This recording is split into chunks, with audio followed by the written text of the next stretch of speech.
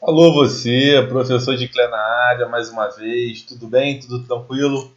Como é que estão as coisas? Pois é, hoje não é dia 25, apesar da data aqui no nosso slide estar sendo como dia 25, né, aqui do lado, ó, tá vendo? Infelizmente no dia 25, que foi quarta-feira, nós tivemos um problema com a internet, eu não consegui fazer essa transmissão no Facebook.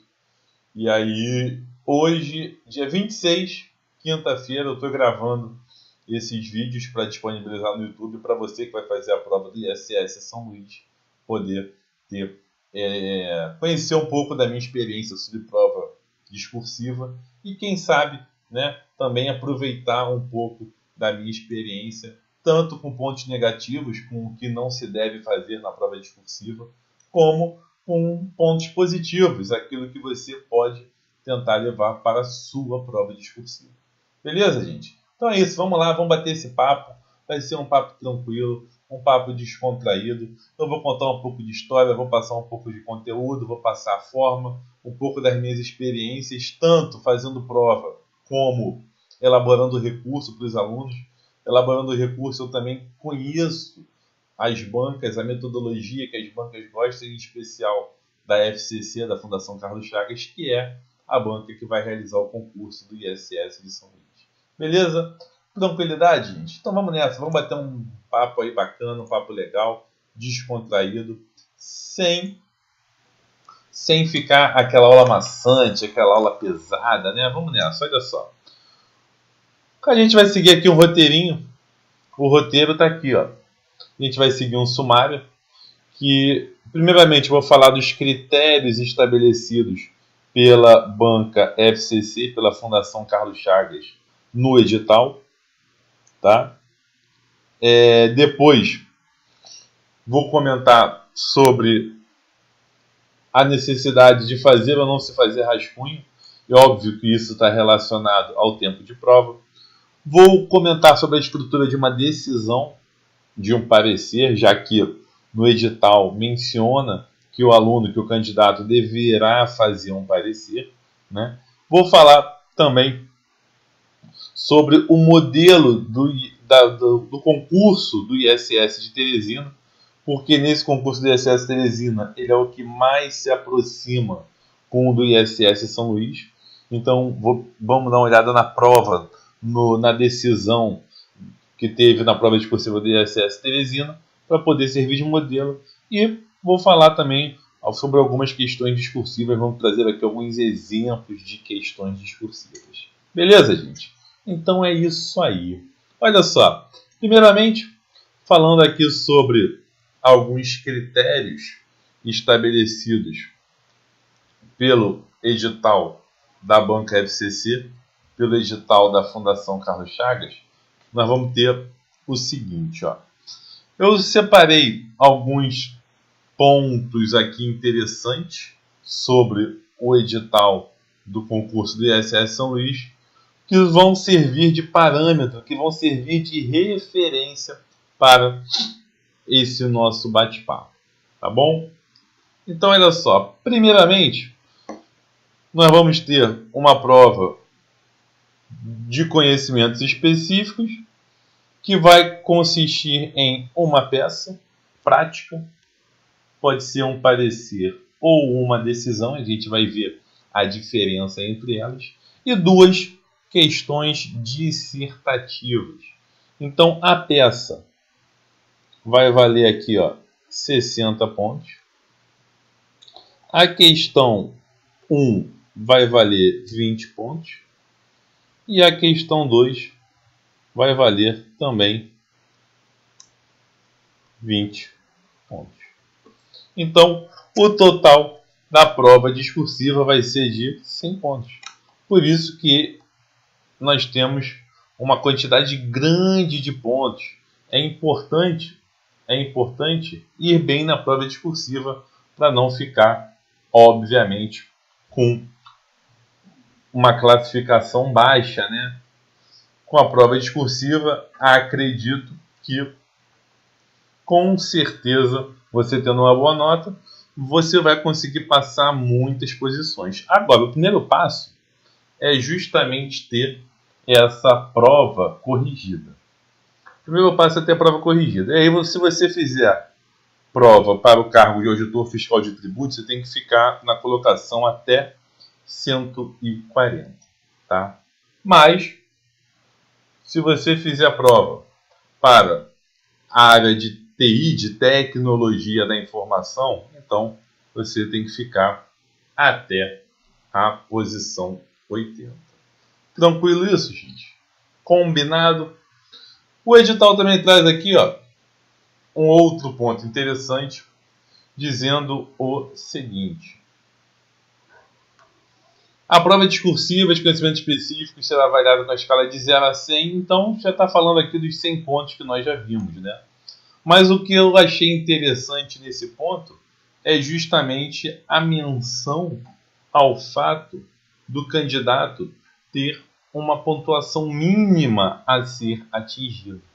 E essa pontuação mínima a ser atingida está aqui, ó. Tem que atingir pelo menos 50 pontos. E aí, atingindo 50 pontos, você não vai ficar eliminado. Como a quantidade de inscritos ela foi pequena, então, se você fizer uma nota, não precisa fazer 9, 10 na prova discursiva, não. Se você fizer uma nota bacana, um 8, um 8,5, 9, eu acredito que você já vai conseguir passar algumas posições com a nota da sua prova discursiva. Beleza? Tranquilo? Então, sobre a prova discursiva, o que eu tinha para falar para você, né, sobre esses critérios estabelecidos aí pelo edital, o que eu tinha para falar com você era isso. Beleza? Vamos para o nosso tópico 2? Então vamos lá. Ó. Tópico 2, está aqui. Fazer ou não fazer rascunho. Gente, isso é uma questão um tanto quanto pessoal, tá? Mas eu tenho um ponto interessante para falar com você. Olha só, pensa aqui comigo o seguinte. Dá uma olhada no que eu vou escrever aqui para você. Ó. Eu, quando tive a minha experiência com provas discursivas, foi no ano de 2015. Então, tudo começou quando eu fui fazer a prova do Tribunal de Contas do Estado do Rio de Janeiro para conselheiro substituto e do Tribunal de Contas do município do Rio de Janeiro também para conselheiro substituto. Eu participei da primeira fase desses dois concursos e fui aprovado. E aí me vi na segunda fase dos dois. A primeira fase era só fazer X, questões objetivas, né? Agora, na segunda fase, eu tinha uma prova discursiva, com peça também para fazer, com um monte de coisa. Então, eu me vi nessa situação. Falei, caramba, e aí, o que eu faço? Para quebrar o gelo, como eu nunca tinha feito uma prova discursiva, a não ser a minha redação do Colégio Naval há muito tempo atrás, eu fui fazer a prova do TCE do Amazonas, porque lá no TCE do Amazonas eu ia ter a prova objetiva e a prova discursiva no mesmo dia. Então não tinha fase como teve no concurso do TCE e do TCM aqui do Rio. Então, com essa prova discursiva aqui, eu falei, eu vou para lá para poder pegar uma experiência. E aí fui eu lá para Manaus fazer essa prova. Foi uma prova da banca FCC, da Fundação Carlos Chagas, banca que está organizando aí o ISS de São Luís. E se eu não me engano, foram 4 questões mais uma peça para ser feita, no prazo, eu acho que de 4 horas e meia, tá? Eu fiz as 4 questões e quando eu estava fazendo a peça, lá por 60%, 70% da minha peça, uma peça de até 120 linhas, o fiscal se dirige para os candidatos e fala que faltam 15 minutos. E aí, o que eu fiz? Caramba, se faltam 15 minutos, não tem mais o que fazer, né? Fui para o último parágrafo da minha prova. Então aqui, ó, nesta prova discursiva, que era uma prova sem consulta, faltou tempo. Eu não consegui terminar o parecer. Mesmo assim, quando saiu o resultado provisório, eu fiquei com 57 pontos, mas com o recurso eu consegui mais 3 pontos.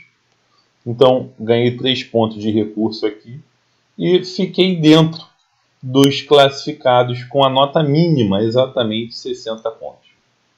Tá? Foi a minha primeira experiência com prova discursiva. Se eu não me engano, acho que eu fiquei em 15º colocado lá, alguma coisa nesse sentido. E aí depois teve a prova discursiva do TCE do Rio de Janeiro, a segunda fase. Eram 2 provas. Cada prova tinha 2 questões mais uma peça. E a segunda prova também, 2 questões mais uma peça. Esta prova, diferentemente, era uma prova com consulta. Então eu poderia consultar os códigos, Vadmecum, tudo isso aí.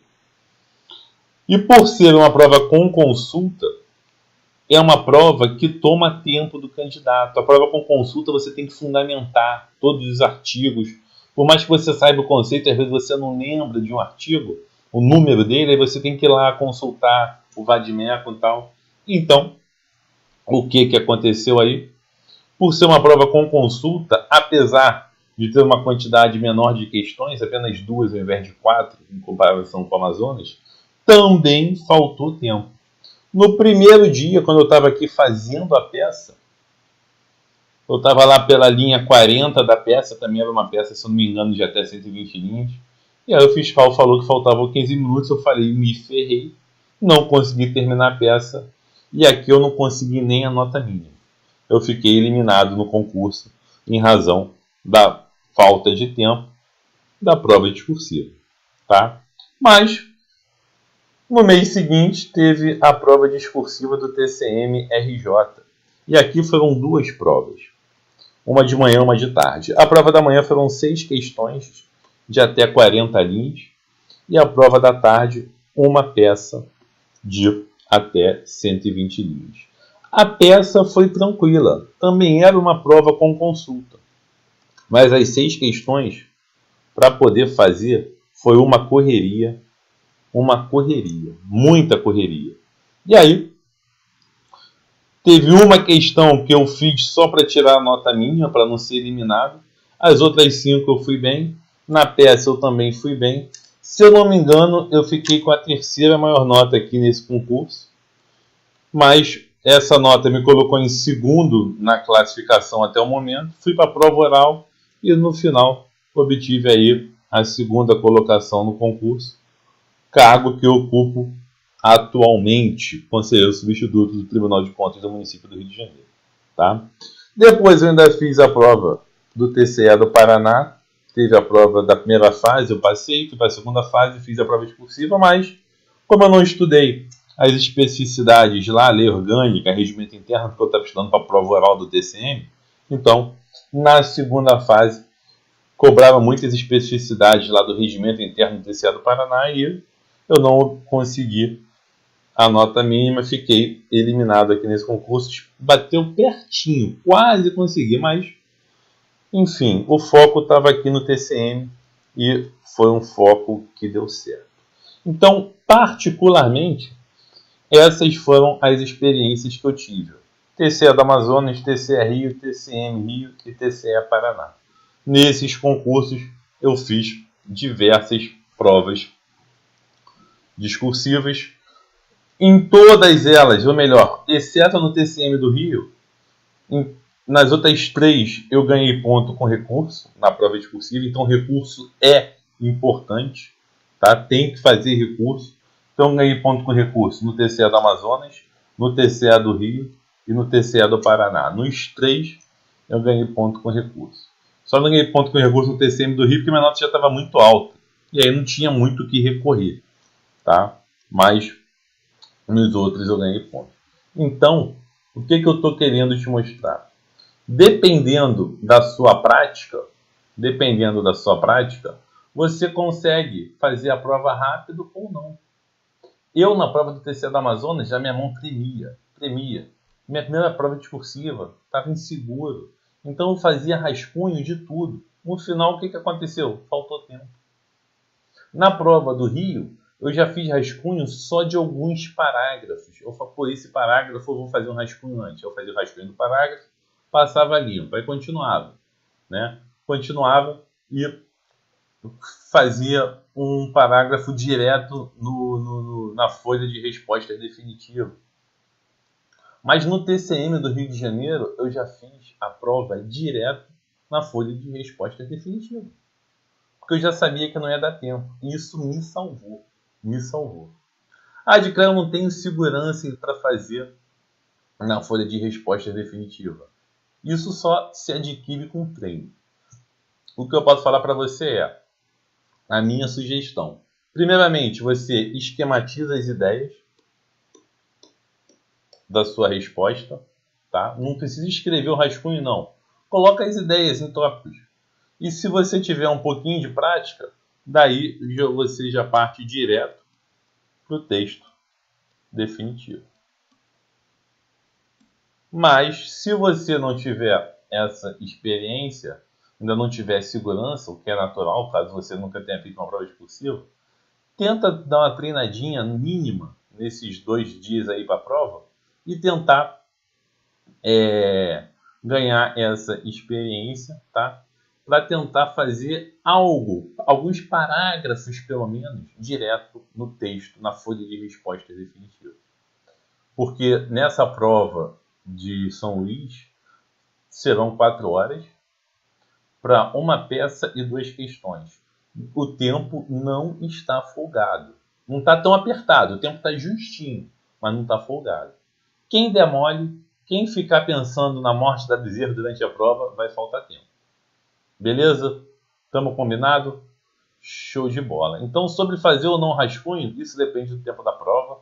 Depende também da sua segurança, da sua experiência que você já tem com prova discursiva. O ideal é fazer direto no texto definitivo. Mas muitos não têm essa segurança, não têm essa experiência. Então, faça pelo menos o rascunho de alguns parágrafos. Tenta não fazer de tudo. Porque fazer rascunho e depois passar tudo a limpo, você acaba mudando a ideia. Normalmente, a sua resposta final fica diferente do rascunho, você altera alguma coisa, aí gasta mais tempo reescrevendo e no final acaba faltando tempo. Tá? Então tenha isso em mente. Beleza, pessoal? Vamos continuar aqui.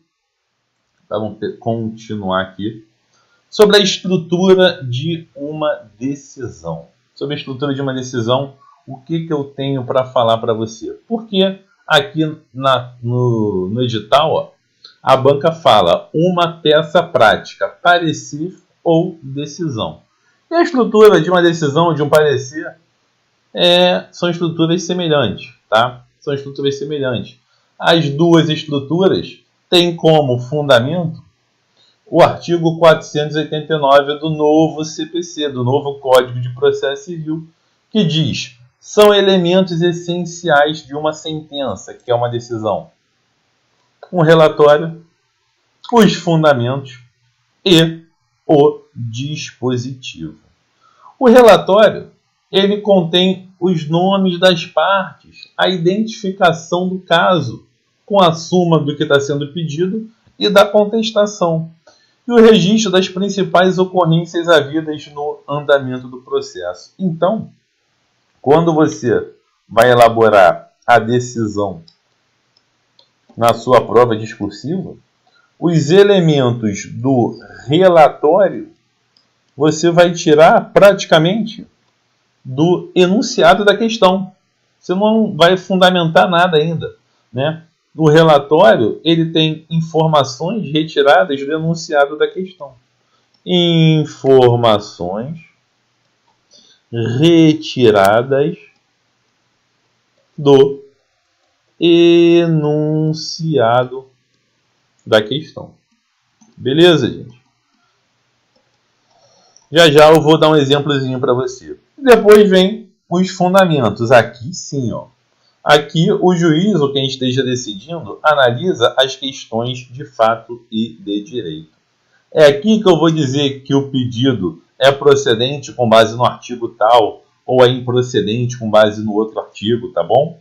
Então, nos fundamentos, é que nós temos essa análise do mérito. Fundamentos, com N aqui. E por fim, o dispositivo, que nada mais é do que a conclusão. A conclusão da sentença, né? A conclusão aí da decisão. Aqui o juiz diz se o pedido é procedente, se o pedido é improcedente. Ele resolve as questões principais que as partes estão submetendo a ele. Então, você que vai fazer essa prova, saiba que na sua prova vai ter que ter relatório, fundamentos e dispositivo. Edcler, como que eu faço isso? Vamos ver? Vem aqui, ó. Vamos falar mais sobre um relatório. Botei aqui uma página em branco para a gente. Vamos pegar um modelo, por exemplo, de parecer. Quando a gente fala de um parecer completo, ele não tem só relatório, fundamento e dispositivo, não. Tá? Quando, por exemplo, eu faço um parecer lá no Tribunal de Contas, o que eu faço? O parecer, ele primeiro tem um preâmbulo. Ele tem um preâmbulo. E aí, nesse preâmbulo, vai ter lá dizendo ó, que o parecer tem um número tal. Ele corresponde a um determinado processo administrativo, que tem um número. Diz quem é o interessado nesse parecer. E, normalmente, a origem de onde este parecer provém. Tá? E é como se fosse um cabeçalho, né? E aí depois tem a ementa. A ementa, lá no tribunal, tem até curso para poder elaborar a ementa, que a ementa não é algo tão simples não, é um pouquinho complexo. Mas vou tentar dar um exemplo simples aqui para você. Imagine uma igreja pedindo o reconhecimento da imunidade para ela não ter que pagar IPTU em um determinado município. Então vem, ó, na ementa, por exemplo, direito tributário, que é o assunto que está sendo tratado. Direito tributário, IPTU ou imunidade, bota imunidade primeiro, em ordem decrescente, depois IPTU, possibilidade de concessão. Estou dando um exemplo bem simples, tá, gente? E aí, depois tem a ideia, a essência que está sendo tratada no caso. Por exemplo, ó, como eu estou falando de igreja, pedindo imunidade, vai ter lá os templos de qualquer culto. Os templos de qualquer culto podem gozar de imunidade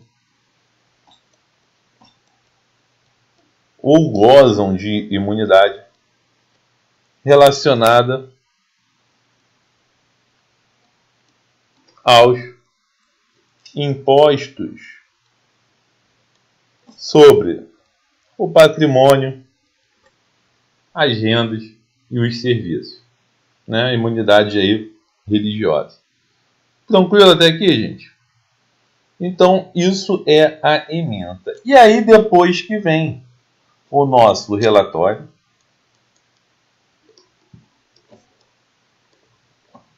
a nossa fundamentação,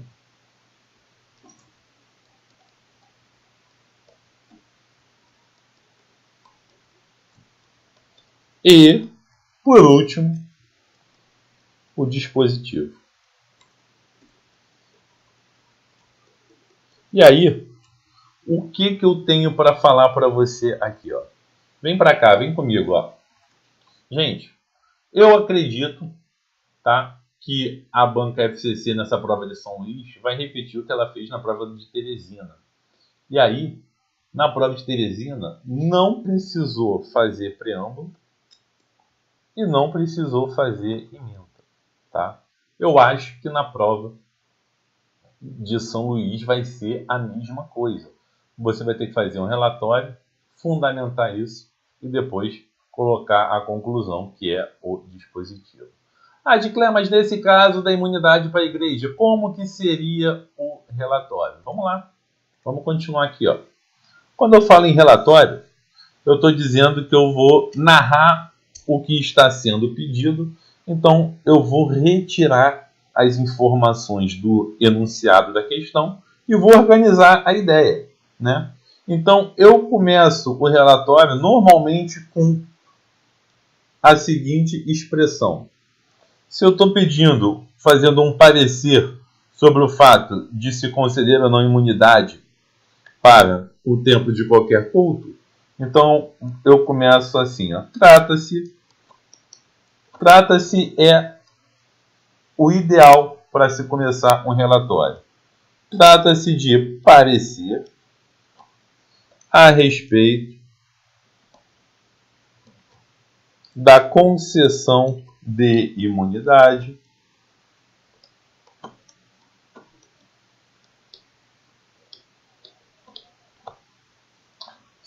solicitada pela igreja número tal, né, pela igreja X ou Y, a respeito do imposto sobre a propriedade predial e territorial urbana, do exercício financeiro, do exercício do ano de 2018, blá, blá, blá, blá.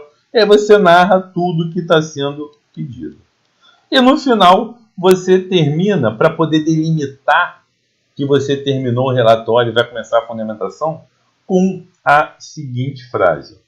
É o relatório. Tá? Então vai ter aquele monte de coisa que você vai colocar e vai terminar com é o relatório. Colocou isso, você está delimitando, está finalizando o relatório, dizendo que você vai começar agora a fundamentação. Então, você, na fundamentação, vai analisar, vai fundamentar, como o próprio nome diz, o que está sendo pedido. Então, você vai colocar assim, ó, o exame desta solicitação ou deste pedido se dá nos termos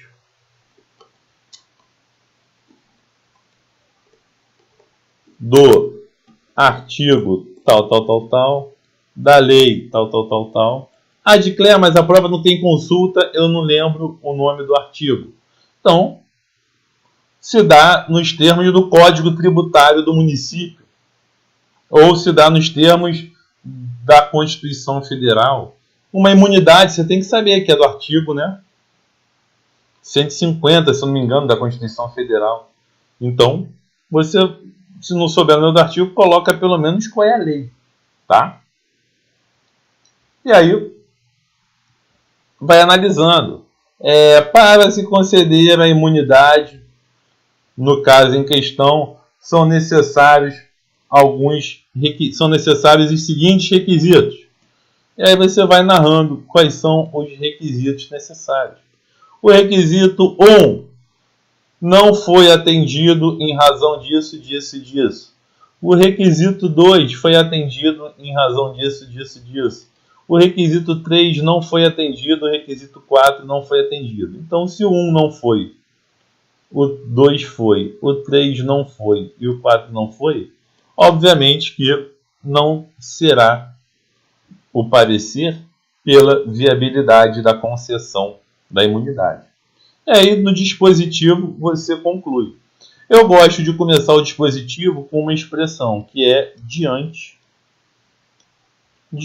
do exposto. Diante do exposto, você mostra que você já está começando a sua conclusão. Diante do exposto, o parecer é pela inviabilidade de concessão de imunidade para a igreja tal, tendo em vista que os requisitos aí você escreve, né? Eu estou colocando o número aqui, mas você escreve. Tendo em vista que os requisitos 1, 3 e 4 não foram atendidos. Então, eu tentei fazer uma síntese aqui e te mostrar qual é a estrutura de um parecer.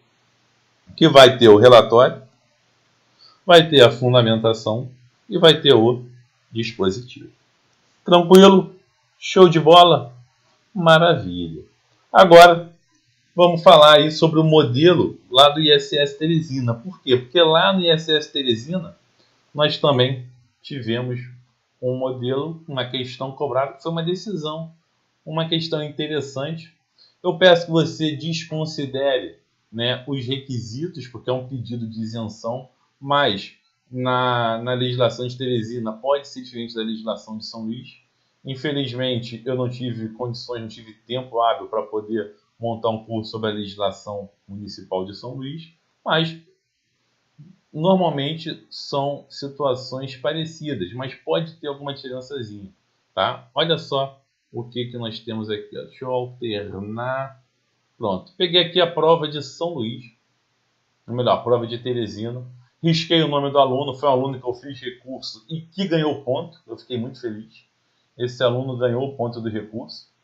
Fiz um recurso para ele. Se eu não me engano, ele ganhou 1 ponto, 1,5 ponto. Tá? Foi uma prova onde pouquíssimos alunos conseguiram ganhar ponto com recurso, mas nessa eu obtive êxito, fiquei muito feliz. Eu adoro quando a gente ganha da banca. Ganhar da banca é muito bom, né? Então, ó, vamos ver essa prova aqui de Teresina. Deixa eu sair da frente. Vamos pegar a decisão dela. Olha só, a decisão, valor 60 pontos, igualzinho na prova de São Luís, como vai ser. Então, desconsidera os requisitos da legislação de Teresina e vamos entender a essência da questão. Olha só. Perceba que a banca contou uma historinha. João da Silva, contribuinte do IPTU no município de Teresina, protocolizou o seguinte padrão protocolizou um requerimento padrão em uma unidade de atendimento público, UAP, do referido município, cujo conteúdo era o seguinte. João da Silva, brasileiro, viúvo, portador da cédula de identidade tal, inscrito no CPF tal, domiciliado na cidade de Teresina, onde reside imóvel alugado. Então isso aqui é uma informação interessante, ó, que ele reside em imóvel alugado, localizado na Avenida Brasil, número 1, cidade de Teresina. Vem respeitosamente a presença da autoridade municipal competente expor e requerer o seguinte. O requerente é proprietário de um único imóvel comercial. Então, ele mora em um imóvel alugado, mas tem imóvel comercial. E nesse imóvel comercial, ele exerce a atividade profissional de proprietário e gerente de restaurante. E continua. O requerente esclarece ainda que é ex-combatente da FEB, da Força Expedicionária Brasileira, serviu no Teatro de Operações de Guerra da Itália durante a Segunda Guerra Mundial, o que lhe confere o direito de usufruir da isenção do IPTU prevista na legislação municipal de Teresina. Então, fala aqui da isenção do IPTU. Em razão disso, com base no artigo 41 caput, inciso 2 do Código Tributário do município de Teresina, então a própria banca já fundamentou o artigo que trata do pedido de isenção, tá? O requerente solicita a Vossa Senhoria o reconhecimento da isenção do IPTU relativamente ao referido imóvel de sua propriedade a partir de 1º de janeiro de 2017. E ele pede deferimento. Esse pedido foi feito em 26 de outubro de 2016. Então ele pediu a isenção para o ano seguinte. Assinou, colocou o e-mail, papá. E aí, anexou aqui documentos, ó. Certidão do registro de imóveis, demonstrando que ele é o proprietário do imóvel onde funciona o restaurante. Boleto de IPTU, cópia do RG e do CPF e a certidão comprobatória lá da FEB que ele combateu na Itália. Show de bola. Nesse caso, a banca colocou aqui para você, ó. Diante do que foi acima narrado e com base nas regras isencionais do IPTU constantes do Código Tributário do município de Teresina, você, na qualidade de autoridade administrativa competente para análise e decisão do pedido formulado pelo contribuinte, deverá analisar o pedido e proferir uma decisão fundamentada sobre a procedência ou não desse pedido. Essa decisão tem que conter um breve relatório do pedido, seguido das razões de decidir, dos fundamentos, que deverão enumerar os requisitos necessários para a concessão da isenção pleiteada e concomitantemente analisar a satisfação ou não pelo requerente de cada um dos requisitos previstos. E, ao final, tem que mencionar se o pedido é procedente ou improcedente. Então, ó, está falando aqui do relatório,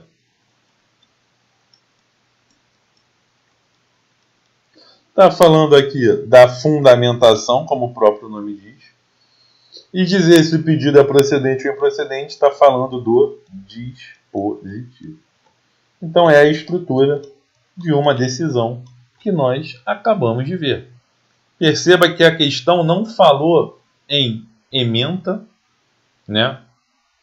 E não falou em preâmbulo. Só falou em relatório, fundamentação e dispositivo.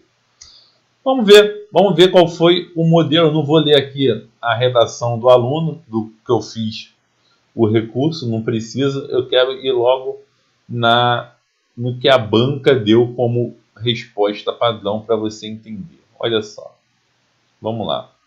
Tem até uma questão aqui de contabilidade também, às vezes aparece, tá? Pode cair questão discursiva de qualquer matéria. Então, ó, olha o que a banca colocou. Colocou justamente A, relatório, B, enumeração e análise dos requisitos legais, e C, a parte do dispositivo. Então, a banca deu um padrão de resposta certinho. O aluno foi muito bem, 54,50 no máximo de 60 pontos. Ele foi muito bem nessa decisão. Eu ganhei ponto com ele no recurso, se eu não me engano, foi na questão. Em uma das questões que valiam 20 pontos. Tá? Então vamos dar uma olhada aqui, ó, rápida. Tá? Vou tentar aumentar um pouquinho a fonte, que eu acho que está um pouquinho pequena, ver se te dá uma ajuda. Acho que pode ter te dado uma ajuda agora, você que está vendo aí. Então, olha só. Começando pelo relatório. A presente decisão... A banca exagerou aqui, tá? Botou um relatório gigante. Na minha concepção, não é para tanto. Mas, ó. A presente decisão versa sobre pedido de reconhecimento de isenção. Então, como disse, eu começaria com trata-se o presente sobre pedido de reconhecimento de isenção, versa sobre e trata-se, dá no mesmo, né? Dá no mesmo. Eu estou acostumado já ao modelo meu usar o trata-se. Tanto faz, um ou outro, a banca não vai tirar ponto de você por causa disso. Então, a presente decisão versa sobre pedido de reconhecimento de isenção, formulado em 26 de outubro de 2016 pelo senhor João da Silva, brasileiro viúvo, portador da RG tal, do CPF tal, domiciliado e residente na cidade de Teresina, no estado do Piauí, onde reside na Avenida Brasil. E aí ele já colocou que o imóvel era alugado. Todas essas informações aqui estão no enunciado da questão. Então, é como eu disse, o relatório ele tem informações retiradas do enunciado. O requerente afirma que é proprietário de um único imóvel comercial, localizado em Teresina, sendo a cidade que no referido imóvel ele exerce atividade de proprietário e gerente de restaurante. Tudo está no enunciado. Assevera também que é ex-combatente da FEB que efetivamente serviu no teatro de operações de guerra da Itália durante a Segunda Guerra Mundial. Ele já está colocando os fatos aqui de modo a cumprir com os requisitos ou não da isenção do IPTU, que a gente vai ver já já. E aí, diante dos fatos expostos, o requerente pleiteia o reconhecimento de isenção do IPTU sobre o referido imóvel, que é de propriedade a partir de 1º de janeiro de 2017, e colocou o artigo. Eu tinha que saber esse artigo de cabeça? Não, ele está no enunciado da questão, nem precisava saber de cabeça, tá? E continua, o requerente instruiu sua petição com os documentos que entende fazer em prova. Vai destacar também que a norma invocada pelo requerente em seu requerimento estabelece que... Aí tinha que saber a norma de cabeça, já é um exagero aqui esse parágrafo que acabamos de ver. Por outro lado, para que o referido requerimento possa ser apreciado, é necessário observar que o artigo 42 do mesmo Código estabelece que as isenções precisam ser requeridas até o último dia útil do mês de dezembro. Então tem que ser requerida antes.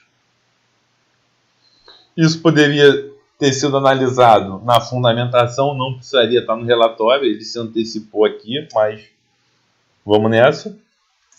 E continua.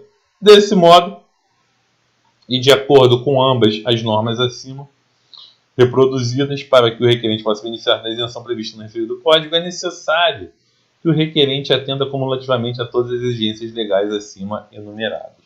Ele já listou as exigências dentro do próprio relatório e colocou, é o que cumpre a relatar, passo a decidir. Eu, como eu disse, colocaria é o relatório. Colocando isso, já também não teria problema nenhum estar finalizando o relatório e começando a parte da fundamentação. Beleza? Olha só, gente. Antes de continuar aqui com a parte da fundamentação, eu vou fazer um pit stop e aí o nosso vídeo vai ter um bloco 2 para a gente continuar a falar desse assunto. Beleza? Conto com a sua audiência. Tá gostando?